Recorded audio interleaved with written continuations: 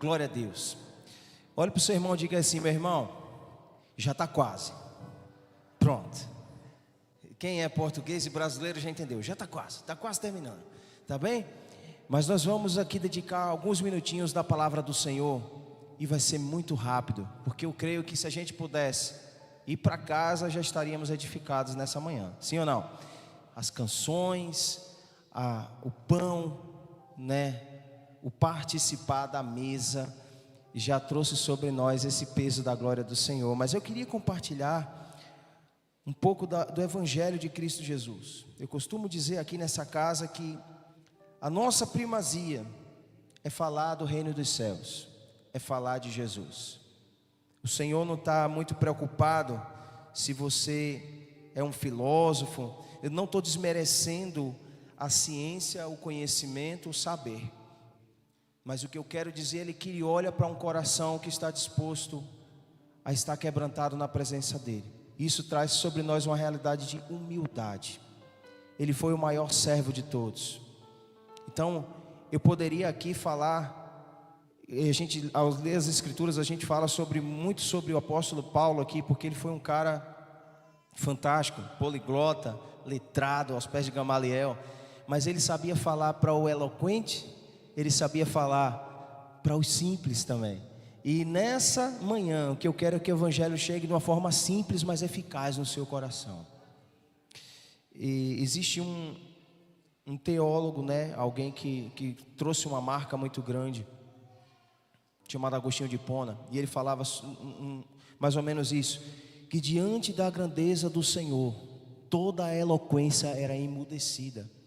A gente tem que se calar, porque diante dele, ele é a palavra. A gente prega sobre um Deus que não está pendurado mais na cruz, no madeiro, mas ele morreu e ao terceiro dia ressuscitou. Quantos creem comigo assim? Amém? Então diga para o seu irmão assim: meu irmão, nós vamos ouvir um pouco do Evangelho de Jesus Cristo. Amém?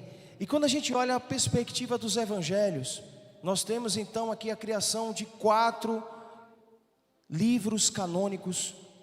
Nós temos aqui Mateus, Marcos, Lucas e João. Mateus traz uma perspectiva do reino, do Messias, do cumprimento de promessa, do andar e caminhar com Jesus. Então Marcos traz Jesus agora como pastor, como bom pastor, como evangelista, como servo, como um mestre, trazendo a evidência do reino dos céus. E você, quando lê lá Lucas, você lê Jesus como Salvador, Jesus como misericordioso. É lá em Lucas que você vai encontrar a parábola famosa do bom samaritano. Você vai encontrar lá a parábola do filho pródigo, aonde o pai junta todos os bens, dá aquele filho antecipadamente, ele sai ao mundo e volta. E a gente tem ali um evangelho de reconciliação, de perdão, de arrependimento de pecados. E esses evangelhos são conhecidos como evangelhos sinóticos, ou seja, são evangelhos que são diante de uma mesma perspectiva, de uma mesma visão. É segundo o que foi escrito ali, ele tem uma semelhança muito forte, ele tem uma visão comum entre eles. Mas nós vamos falar aqui do Evangelho de João, e eu recomendo o Evangelho de João para você que está começando na sua caminhada cristã. João, meu Deus do céu, você consegue entender a evidência da divindade de Cristo. Em João você consegue entender sobre tudo isso que nós vemos nos outros evangelhos como semelhança, porém, em seu contexto, 90% do livro de João tem exclusividade, só vai ter lá em João. Não tem nos outros evangelhos, como a gente vê em Marcos, em Lucas, em Mateus. E a gente vê que a evidência então de João não é apenas mostrar os milagres de Jesus, mas é mostrar o Filho de Deus, Jesus Cristo. E essa é a mensagem dessa noite, dessa manhã. Estou profetizando sempre à noite, né? Vai ter culto de noite aqui, gente, amém? Jesus, o Filho de Deus. Para você não ficar confuso, nós só temos esse culto da manhã, para já. Mas a igreja está a crescer, então a gente vai ter que fazer um culto aí de tarde. Eu prefiro mais um final de tarde, porque aí você vai para casa, não reclama, né? chega em casa cedo para trabalhar na segunda, mas é alimentado com a palavra viva do Senhor Jesus. E aqui João fala em seu evangelho sobre algumas coisas que eu queria compartilhar com você. É tão interessante isso, ler a Escritura e perceber que João, é lógico que ele escreveu muito depois disso, mas ele teve base em Mateus, em Lucas e Marcos, para poder ter mais conteúdo para expressar. Só que, além de tudo que João escreveu, que é sobre Cristo, a gente vai ler lá em João capítulo 21, no versículo 25, vai estar dizendo que se nós então escrevêssemos tudo, no mundo inteiro não caberia os milagres e os feitos de Cristo Jesus. E diz assim: há porém também muitas outras coisas, se todas elas fossem escritas nesse livro, segundo João, penso que nem mesmo no mundo inteiro haveria espaço suficiente para os livros que seriam escritos. Ou seja, toda a síntese que nós temos nas Escrituras não se comparam realmente os milagres que Cristo fez naquela altura. E já tem muita coisa aqui para a gente se alimentar, sim ou não? Amém? E João mostrou então explicitamente no seu evangelho que Jesus era o Filho de Deus. Você pode dizer isso para mim? Diga: pastor, Jesus Cristo verdadeiramente é o Filho de Deus. Amém? E muitas pessoas na atualidade têm feito o quê, gente? Ele vai para um ambiente, a gente está preocupado muito com o ambiente, a gente está preocupado muito com palavra bonita, com efeito. Evangelho não é feed de Instagram, gente. Evangelho não é shorts, não é stories. Evangelho é Bíblia, é oração, é poder de Deus para salvar. É a boa nova, é a boa notícia do Evangelho que deve encher os nossos corações. E nós vamos pregar, chorar, arrepender, viver. E essa igreja vai ser marcada aqui nessa cidade de Coimbra por uma igreja que prega Jesus Cristo. Qualquer coisa fora disso, nós temos aí uma comunidade chamada evangélica, mas não quer dizer que vive o evangelho. É apenas uma comunidade. Mas aqueles que verdadeiramente desejam andar com Jesus, desejam segui-lo, desejam imprimir o caráter de Cristo, é preciso encher o seu coração com uma boa nova do evangelho. João 20, eu queria ler com você. Vamos fazer um combinado então. O pastor gosta de ler Bíblia, né? A gente vai ler todo mundo. A gente vai ficar só em João hoje, que é para facilitar. Você chegar em casa, você vai rever tudo lá direitinho.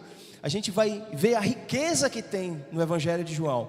João capítulo 20, a gente vai ler aqui 2 versículos, o 30 e o 31. Aqui nós vamos ver um contexto de análise do objetivo da escrita de João, porque ele também diz isso. Olha, eu escrevi isso aqui para um sentido. E a gente vai ver, Jesus realizou na presença dos seus discípulos muitos outros sinais milagrosos, que não estão escritos nesse livro. Ou seja, a gente já pulou lá no 25, o João quis fazer isso, foi parecido com o C.S. Lewis, né? Ele foi lá no final para dizer o começo, né? Mas aqui está dizendo: estes porém foram escritos para que vocês creiam que Jesus Cristo é o Filho de Deus, e crendo tenham vida em seu nome. Quantos creem em Jesus aqui nessa manhã? Então é por causa de Jesus que nós temos vida. Aleluia.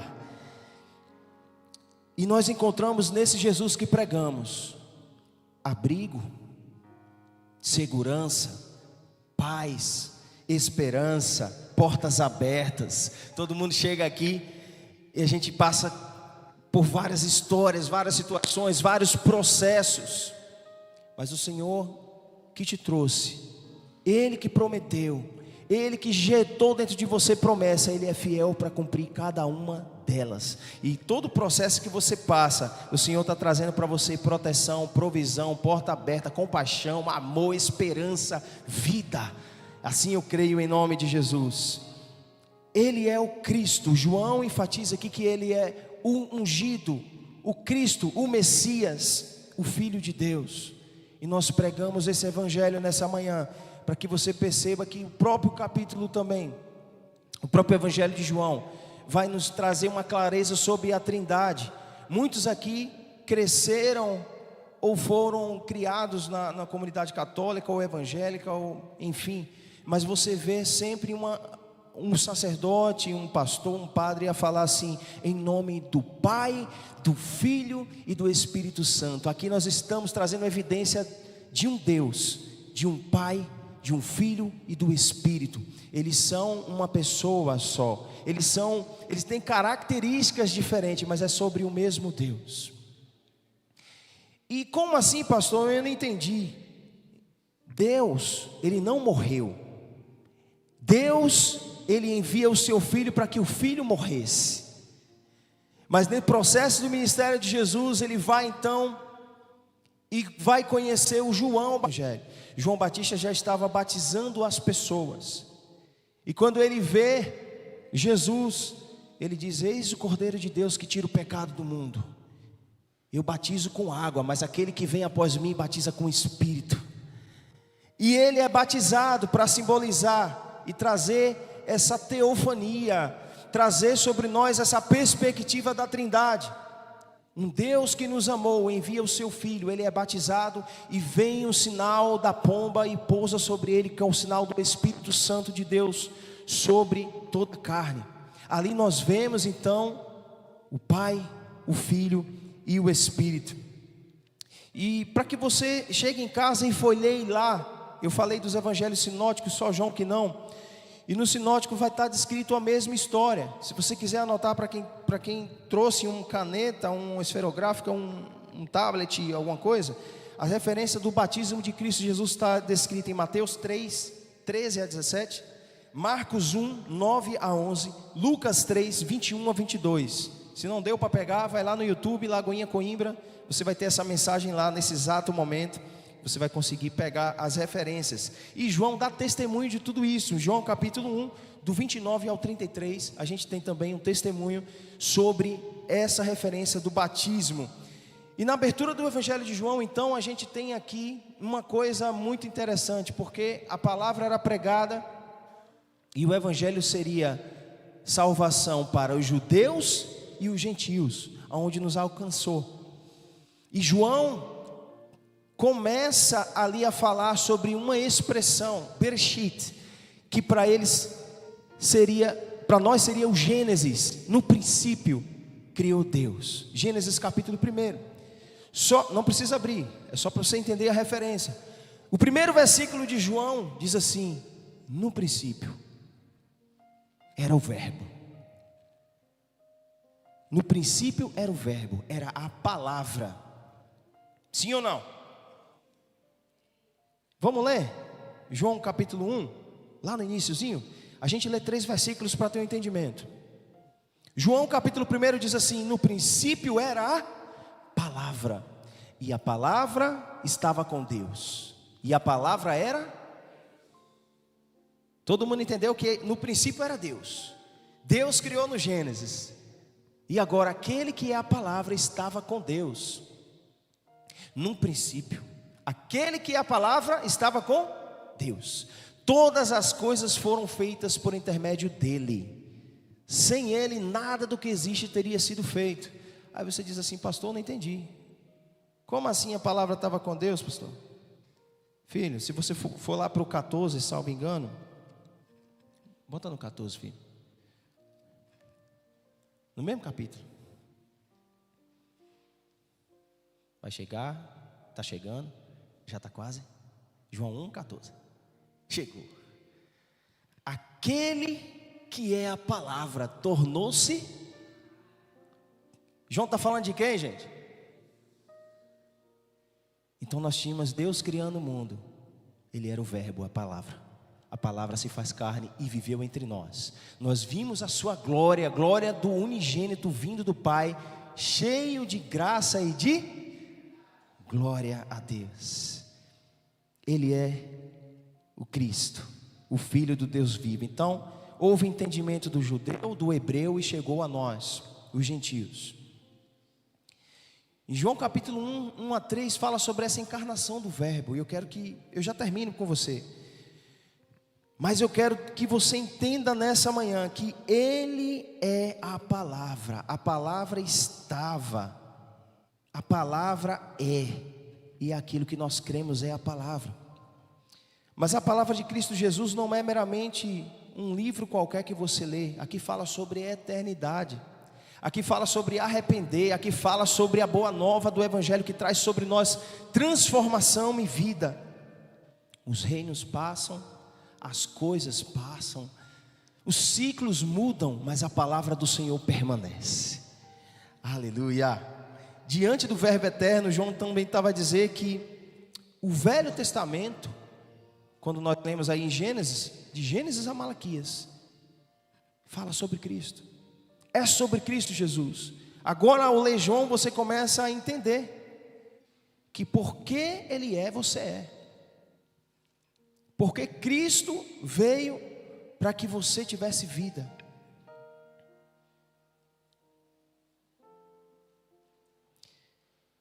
Cristo é hoje para nós a esperança da glória.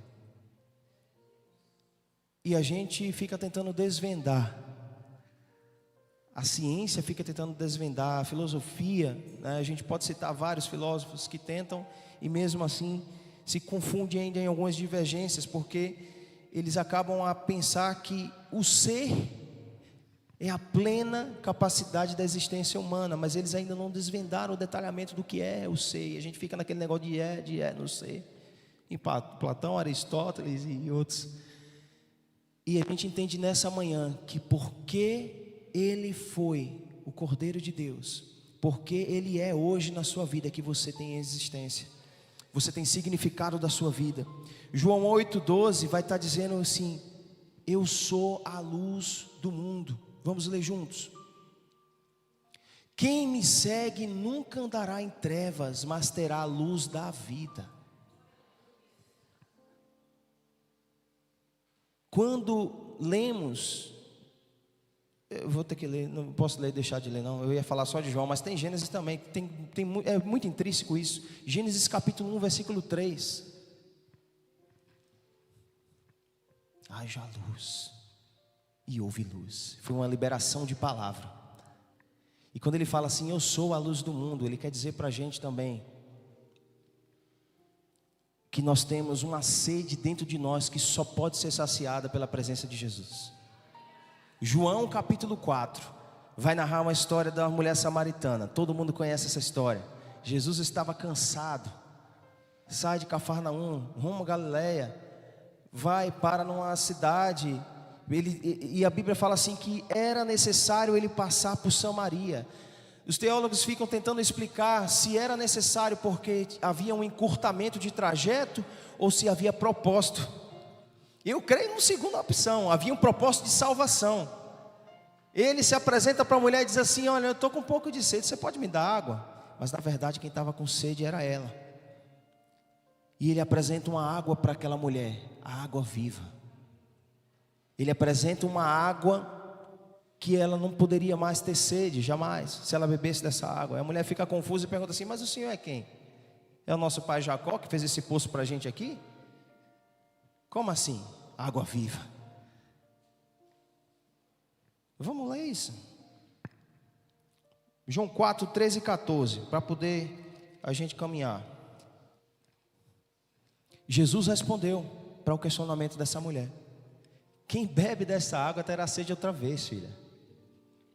Mas quem beber da água que eu der, nunca mais terá sede. Ao contrário, a água que eu lhe der se tornará nele uma fonte de água a jorrar, inesgotável para a vida eterna. Ele não é só a luz, ele não é só a água, mas ele nos apresenta também uma perspectiva que para a altura o povo precisava e tinha um entendimento de sustento, que era o que, gente? O pão, é o que comemos. É o pão que a gente coloca na mesa, onde você fala assim: eu tenho que trabalhar para colocar pão na mesa. É o maná diário. E aqueles judeus, eles ficavam muito presos a isso. E você vai ver no Evangelho de João também, que ele mostra, em João capítulo 6, você vai ver a história também muito conhecida, que é a multiplicação do pão e do peixe. Aquele povo estava ali, eu já estou terminando a palavra, segura aí. Aquele povo estava ali com Jesus. Começaram a andar e perseguir Jesus, a ver os seus sinais, prodígios e maravilhas. Aí eu abro umas aspas aqui bem grandes, porque o próprio Jesus olha para aquele povo. João 6, a gente vai ler do 26 ao 35, para sair com o entendimento daqui. O povo atravessou o Tiberíades, por quê? Porque eles foram atrás do pão. Eles não queriam mais a palavra, mas porque houve uma multiplicação de pão e de peixe, eles descobriram, olha, tem alguém que pode me dar pão. Esse nome é Jesus. Em verdade lhes digo que vocês, Jesus falando para a multidão, estão me procurando, não porque viram sinais milagrosos, mas porque comeram os pães e ficaram satisfeitos. Não trabalhem pela comida que se estraga, mas pela comida que permanece para a vida eterna, a qual o Filho do Homem dará a vocês, pois Deus o Pai o reconheceu. Quantos podem glorificar a Cristo Jesus por essa palavra? E nesse percurso, no destrinchar desse capítulo, depois você lê todo ele em casa, o 4 e o 6. A mensagem não fica longa, só tem 20 segundos, é isso mesmo? Glória a Deus, vou terminar. Então, você leia mesmo a Bíblia, leia em casa o 4 e o 6 para você ver os detalhes, mas a gente vai pular lá para o 48. E Jesus vai estar dizendo assim, João 6,48, eu sou o pão da vida. 49, os seus antepassados comeram maná, esse maná que o pastor estava explicando no deserto, mas morreram. Todavia, aqui está o pão que desceu do céu, para que não morra quem nele comer. E o 51, eu sou o pão vivo que desceu do céu. Se alguém comer desse pão, viverá para sempre. Este pão é a minha carne, e eu darei pela vida do mundo. Nós hoje comungamos com Jesus, comendo o pão. E Ele entregou o seu corpo para que desse modo nós trouxéssemos à memória o seu sacrifício. O louvor já pode subir. E eu vou terminar só com mais 2 versículos. 3 versículos. Nesse mesmo João 6, a gente vai dar seguimento. Isso. Para eu terminar a mensagem para você ir para casa. Não dorme não, fique aqui comigo. Eu quero contar uma historinha para vocês aqui rapidinho. Isso não está na Bíblia. Isso eu ouvi de um autor chamado Timothy Keller. E o Tim Keller, ele deu uma perspectiva que marcou a minha história. Ele diz assim nos seus livros, um de seus livros, que certa vez Jesus estava com seus discípulos a caminhar. E os discípulos estavam ali ouvindo palavra, e Jesus fala assim: todo mundo aqui, atenção, atenção, pega uma pedra no chão. E cada discípulo pegou uma pedrinha. E eles foram andando, escutando palavra. E Jesus olha para uma oliveira e senta ali ao redor da oliveira e fala assim: agora todo mundo senta aqui, faz um círculo, coloca a pedrinha aí no meio. E a pedra se transforma num pão. Pedro, por sua vez, esperto, pegou uma pedrinha desse tamanho, porque ele ia caminhar muito. E aí a pedrinha dele transforma-se num pãozinho desse tamanho. E os discípulos maior. Aí Pedro, já meio nervoso, chega assim para Jesus e diz: então, pá, como é isso? Todo mundo pegou as pedras, transformou em pão, agora você transforma um pãozinho desse tamanho. E Jesus: calma, Pedro, calma. O que importa para você não é se alimentar desse pão, mas é conhecer o pão da vida. No outro dia ele começa a andar de novo. Jesus fala assim: todo mundo aqui, ó, presta atenção, pega uma pedra aí, vamos caminhar. Aí Pedrão, né, fez o que, gente? Pegou uma pedrona e foi caminhando. Aí Jesus falou: pronto, pode soltar a pedra agora. Soltou e continuou caminhando. E Pedro olhou para Jesus e falou assim: mas como assim, Jesus? Ontem eu peguei uma pedrinha assim. O Senhor transformou em pão, agora a gente vai jogar, vai desprezar? Jesus olha para Pedro e fala assim: filho, sabe qual é o problema? Você não está me seguindo por quem eu sou. Você está me seguindo pelo que eu posso te dar. Quem pegou essa palavra? E muitas vezes é assim que acontece na nossa trajetória. A gente só vem aqui, nós cantamos isso hoje, não vim atrás de bênçãos, eu só quero a ti e nada mais. Mas muitas vezes isso tem sido uma falta de verdade nos nossos corações, porque nós precisamos realmente nos alimentar do pão vivo que desceu do céu. E muitas vezes a gente corre tanto atrás de procurar o pão para botar na nossa mesa, que a gente esquece do princípio. A gente esquece dos princípios na nossa casa, que é buscar primeiro o reino de Deus e a sua justiça. Vamos ler aqui para a gente terminar. Você pode ficar de pé? Vamos ler junto, em uma só voz, palavra do Senhor Jesus. Jesus disse, vamos dizer, 1, 2, 3: em verdade lhes digo que, se vocês não comerem a carne do Filho do Homem, e não beberem o seu sangue, não terão vida em vocês mesmos. Todo aquele que come a minha carne e bebe o meu sangue tem a vida eterna, e eu o ressuscitarei no último dia. Pois a minha carne é verdadeira comida, e o meu sangue é a verdadeira bebida. Para finalizar, todo aquele que come a minha carne e bebe do meu sangue permanece em mim e eu permaneço nele. Será que você pode adorar o Senhor por essa palavra? Palavra do Senhor Jesus. Aleluias.